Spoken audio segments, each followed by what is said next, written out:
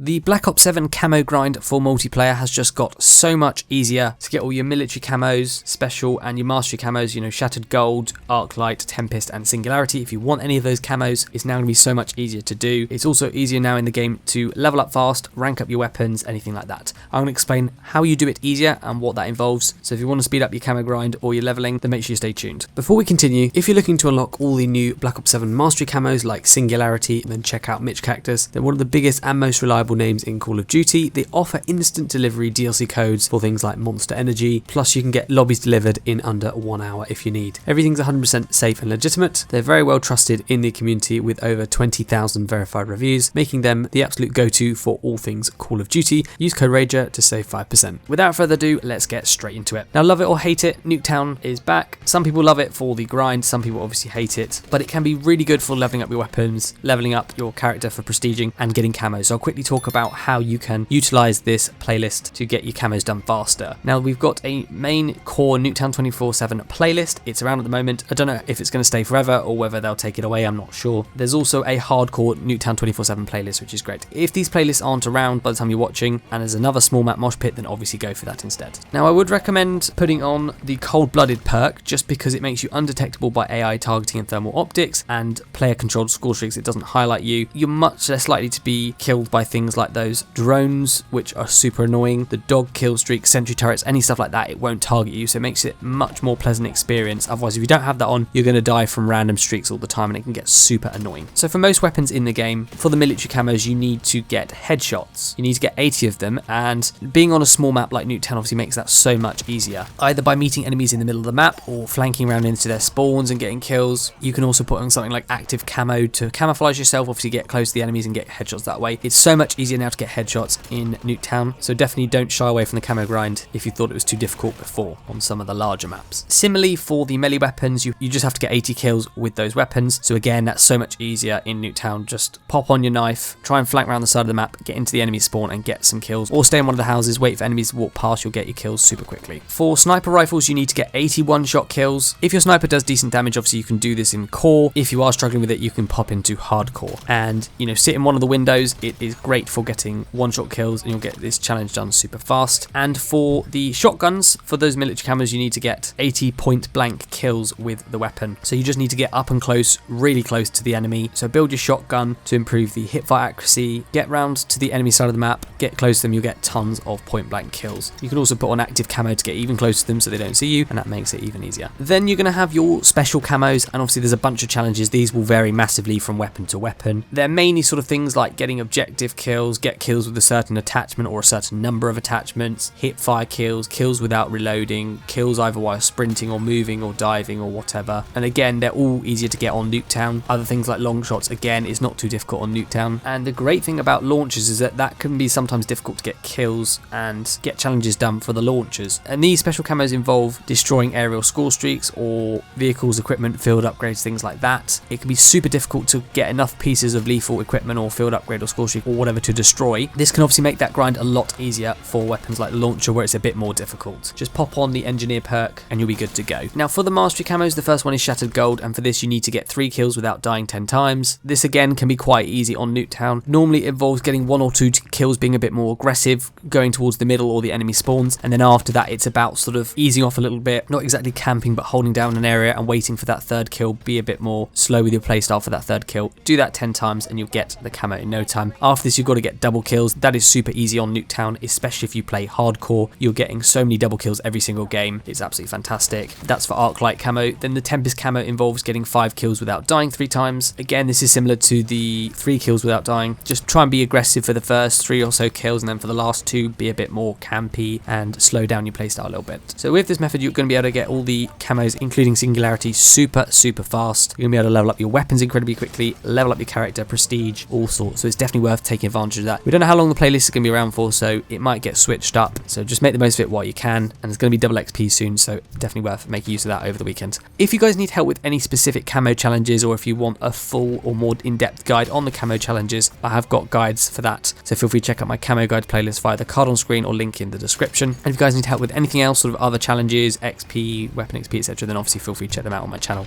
If you like this kind of videos, make sure you subscribe. But thanks for watching, and I'll see you all on the next video.